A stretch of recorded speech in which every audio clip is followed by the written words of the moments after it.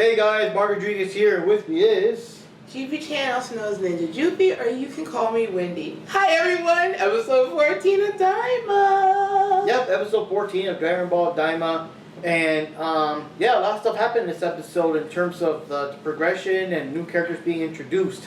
And this episode is called Taboo. Yes. So basically, the crew is flying in their ship. The ship works a bit better now because what's her face? Pansy helped fix it and everything. Yeah, from the last episode. Yes. With some of Goma's help. Yep, there we go. And when they arrive, they notice that Warp Zama shut off. So it's kind of like, okay, well, what do we do? You know, because it shut off and there's no way to get in there. And of course, Shifty, he just happened to know plot device Neville was like, oh, I know what this is. He goes out. And he's just looking, they see that there's a shield, like the like a shield at the top of the shield. They say, well, he figured out what's probably happened. So, and they looked and they see there's a shield. And remember, they mentioned earlier how all of the demon realms had a connection. You just go through like a tunnel to get through each realm. Yeah. And they see that there's a shield there, and Neville's like, oh, I know what to do with this. But Goku. Yeah. Was trying to figure it out himself, and Pansy was warning him, hey, if you touch it, you'll pretty much die. Yeah. So he uses Nyobo to extend and try to hit it, but it kind of electrocuted him, and it shocked him, and he fell, and he's falling, and Neville was like, oh, and he just speaks some Namekian, I guess, and yeah. I just like that part because Goku was falling the whole time. I'm like, Vegeta, Piccolo, y'all can fly, y'all can go and like get him. The dude's unconscious. He's falling to his doom here. You don't know what's going on. Oh, what's going on? Hey, what's Neville doing? Hello, Goku, falling, possibly dying. Yeah. So after that, Neva casts a little, was speaking something like Namekian, and it made the shield disappear. Goku finally started to regain his consciousness, and he flew back up to the ship. And then Neva was they were explaining why there was a shield there to begin with, which I thought was pretty interesting. He said that the reason that he was the original person that created the shields between the realms, which Piccolo was saying, he was amazed when he saw him first start doing that. And Neva explained that from the first realm, there were like, I guess corrupt demons that would come through, and the same with the third realm. And they were kind of like, I guess sort of like those those demons you saw when they were in the third realm, how rough and delinquent like they were acting, I guess you could say. I can't think of a better word. Yeah. But and he said that was the best way to keep peace in the second realm, to keep those three different realms separate. To keep them separate, because he said he wanted, the Namekians wanted peace, which is why they went to the outside world to begin with, because they couldn't keep that peaceful existence that they wanted, which we did see in Z with when you saw how Planet Namek was. Yeah. They were a very peaceful, group of people, yeah. Yeah, and then they eventually set up, I guess, Warp Zama as where to do away with, to get around that, but it's not as easy as just traveling before, the shields are there. Yeah. So Neva undid the shields, and now the heroes can fly their ship towards the first demon realm and everything. Mm-hmm. And in the meantime, Goma is having like all the Genemaries waiting for them in case they show up, because, they show up Warp Zama, but just in case they somehow get in there, So now we find out that they have their own like super elite people and everything, so they go to see them, and it's basically the Majin version of the Ginyu Force. Except they're packing. Yeah, they all got guns of different types, like bazookas and pistols and bigger guns, Gatling guns, stuff like that. And but yeah, at first they did kind of whatever, but then I'm like, oh god. But then they started doing the poses, introducing each other name by name and doing poses, and all doing a big group pose. I call them the Majin Force. Yeah, and Goma even had the same kind of like awkward blushing expression that Frieza did whenever the Ginyu Force did their thing. Yeah, I think that was a nice little throwback there. Yeah. And yeah, but we all know that, as a matter of fact, if I remember correctly, Toriyama really liked the whole idea of the Ginyu because it was kind of silly and it was kind of Dragon Ball-ish. And we all know that Toriyama preferred the Dragon Ball stuff that he did compared to things beyond it. Yeah. Yeah, and he is a big fan of villains acting like overly silly and whatever. Yeah, that's always Like been his style. the He's ninja been guy more. from the Dragon Ball, the Red Ribbon Saga. That's like all part. Oh of it. yeah, see, he prefers the comedic side of the Dragon Ball stuff to compare it to all the other type of stuff. Yeah. So, anyways, this is kind of interesting because I thought it was going to be a throwaway line, but it did factor in. Well, first of all, when they're showing off their skills, they start shooting up the place, and Goma's like, go stop these people, but like, y'all fixing this, and you're paying. You're paying for everything you just destroyed here in this palace. Y'all shot the hole in the wall, the part of the ceiling was falling down. You're fixing this. So Goma and Degasu was explaining that who they were going after. They said like some children, and some children were maybe coming to that realm. Mm-hmm. Those from the third realm, children that are outsiders, and they were like, wait a minute, wait, children? Really, children? Yeah. And they were trying, and they said that they had taken down the Tamagamis and they defeated Majin Buu, and they were like really surprised at hearing that, and they thought he was joking. To Degasu was like, no, this is not a joke. These are the people you're dealing with. Don't underestimate them. If they come through, you gotta take care of them. Yeah. So here's something I wanted to point out too. So the way that Goma referred to Goku and Vegeta and them as children, he calls them Gaki. So Gaki pretty much means like brats. So not like Kodomo, but like Gaki, like they're annoying. They're a pain. That type of way. So anyways, they were eating chips and stuff before like Goma and them arrived. So there was a random like line about those chips really were good, weren't they? And all like, yeah, let's go get some at the store.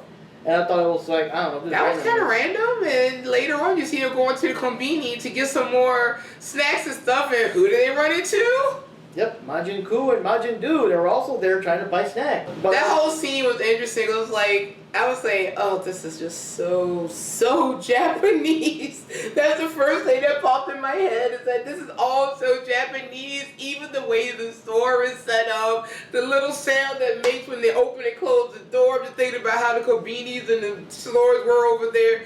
And all that stuff. The only thing to think that was missing was "Irashaimase." I didn't hear any of that, but but it was just, I don't know. The whole thing was funny because they wanted some chocolate because of course they did, and then then the Majin group, the Majin what I call them, the Majin force. Yeah.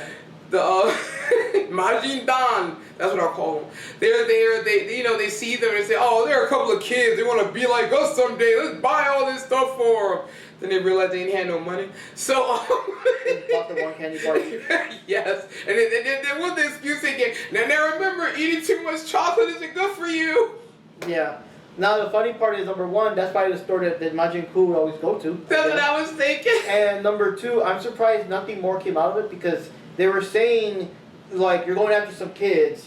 When they see them too, the first thing they thought, hey, some kids. I thought they were gonna like have a fight or something. I don't know. That was a weird like chance encounter that I'm assuming. But here's the thing: they already told them they were outsiders that they were looking for, and they're demons. So they got the yeah, but these are creatures that were just created like now. I know that, but they still are demon-ish. Don't they have like kind of wait? Yeah, they have pointy ears. Yeah, so they're still demons within that realm. They said they need outsiders. They're going to be encountering outsiders. People without the pointed ears. Yeah, so, like I said, they said outsiders. So outsiders will be those like so Hall and Nash. Yeah, so Hall. Hey, perfect. Yeah, there we go. Anyway, yeah, so outsiders. So I'd be like your Vegeta, your Goku, and those from the third realm, and those from the third realm. So they're not necessarily look like, I don't know. Yeah. So yeah, nothing. I mean, it was a random chance encounter, and also now that the characters are flying through the third demon realm, they're talking about that's like 60 degrees Celsius over there. And yeah, when time they said, that's hot. Yep, that's what Goma thought too. And I thought, yeah, I mean that's too hot for me. I mean, 40 is like 100. Yeah. So imagine that. Wait, how did she survive that? I ain't gonna question. Yeah, and the thing is also that Bulma's the only character that doesn't fly. I guess I don't remember. Yeah, I guess Pansy does fly. Yeah, she does. Cause remember she went to get the Dragon Ball, but when the ship got right. So yeah, she's the only one that has to be carried. She's the only one that doesn't fly and everything. So they all got to go there. So since those like portals are now like open and stuff, There's a short scene where Adensu kind of notices I guess a change in drift in the air, so she knows something different with the portals being gone, and then Goma and Degensu also, Degensu himself notices more about it and tells him that he also feels a strange like draft or something, and then of course with their magic giant view screens. Yeah, they just brought it up and it was like, Yep, and you see Goku and them all going down, so it's like, get them, stop them, that kind of thing. He said, and it was like, so what do we do? How did they get? Nah, who cares? Go get them! A full-on attack! Get them! Yep. And they could probably bring up another screen later to see how they do. I'm sorry, I'm sick of this dude with just bringing up his screens that just happen to be everywhere. Yeah. So, anyways, some guards are chilling outside, and one of them's kind of like, "Hey, whoa! Doesn't it look like the portal's missing or whatever?" Yeah, but before that, because first of all, they were on the ship. They were on their ship, but the thing is, it couldn't handle the atmosphere, entering that atmosphere. Yeah. And they all had to abandon their plane or whatever. Yeah, that's what I was that's what. earlier, and Vegeta was carrying her while they get out of the ship, and then the plane just crashed. Mm-hmm. And that's where we came across those two guards. Yeah, that's what brought their attention. A ship that just came out of nowhere, just crashed. So when that actually happened, I was thinking that maybe after it crashed, they may realize, hey, it's that ship that the spiky-haired kid was riding in or something. Yeah. And then they'll think that, oh no, they must have gotten killed within it. And we're fine, but no, they took out their binoculars because they noticed, like Mark was saying that, hey, the shield, it looks like it's missing, and they look through their little binoculars and they see like Glorio and everybody is coming down. Yeah. So they gotta file a report like immediately. Gotta get that shit looked at. And I think that is the cliffhanger, right? Because all the bad guys, all the ships, all the stuff start coming out, and now Goku and them gotta fly while all the Genamaris are after them, shooting at them and everything. Yep. So they're going to get chased, and that's where a nice freeze frame and a cliffhanger. So next episode will be episode 15, and that episode goes Sato Ai. Mm-hmm. And that's just third eye, because Japanese is exactly what so they're going to go get comic books. Oh. So the first one, they went to the convenience store to get chocolates and stuff. Now they're going to go to the comic book store and get some third eye comics. Mm-hmm. So, anyways, and also Hall and Nash are there because outsiders are involved. He's gonna go to the comic book store and say, "You don't know who I am, but you know why I'm here." But anyways, this is interesting now because I don't know what's gonna happen with the story because now they introduced these five. It's five of them, I think, right? Five new Majin Ginyu guys, and I mean they've already defeated Tamagamis. And obviously when you go to see the first Tamagami, they're going to find out that, Dragon Ball's already gone because someone else already beat me and took it. So, and it looks like there doesn't seem to be like a real big rush to have Majin Buu and Majin Buu go fight against Goku and them. So I guess these guys would be like these new enemies to fight. It would help if they did more when it came to the previews for the next episode because they really don't. They're like extremely short. So it's literally just that's it. And whatever they could show that little ditty, 10, 15 seconds, maybe 20.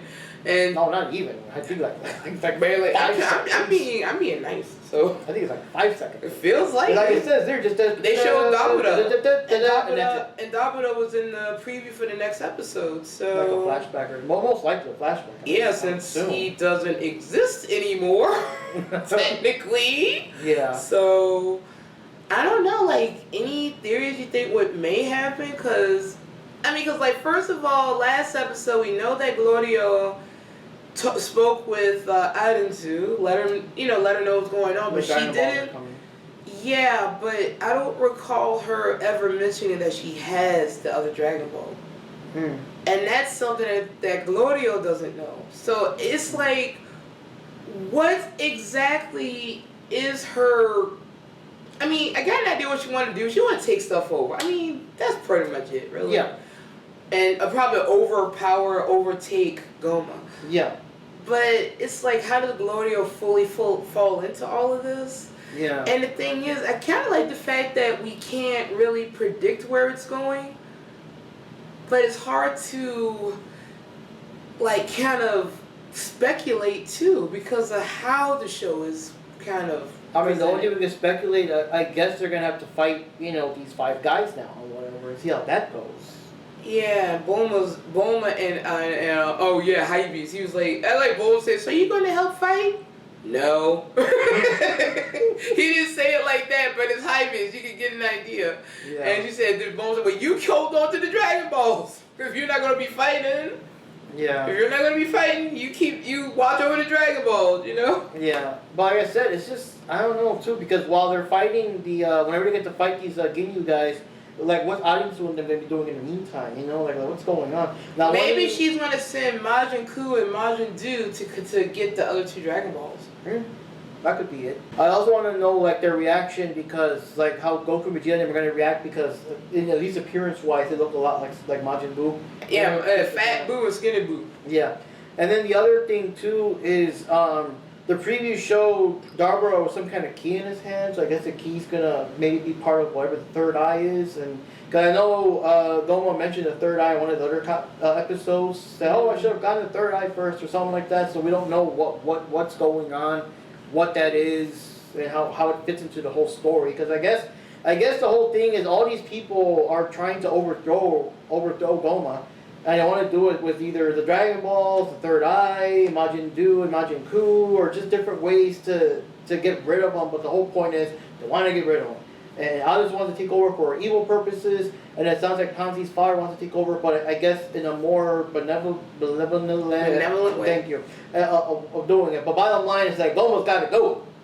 Yeah. Like Darborough's gone, now Goma's got to go. And by the way, the Majin group there, the 5 Majin guys, they're there to protect the palace, so you know that probably they're there to keep them from getting to Dende. That too. So. Because I'm assuming, it's hard to say because again the preview so whatever, but I'm assuming the characters are going to have to escape and fight off the army, and let's see if Kyle Shin remembers he can fight too, he can also help, But eventually they gotta meet up against those top guys. And Degasu, and I think we're gonna get maybe like a Sheen versus Degasu type match off at some point. Yeah, there's gotta be something there. But yeah, that's their results in the episode so far. Like Wendy said, it's just so hard to speculate. There's so many things, so many factors, and now we got these guys that we were not expecting these people. Like this late in the game. The episode 14 of a possible 20 episode series, we were not expecting Ginyu people. That was not on my bingo card, you know what I mean? Yeah. To pop in this late in the series. So,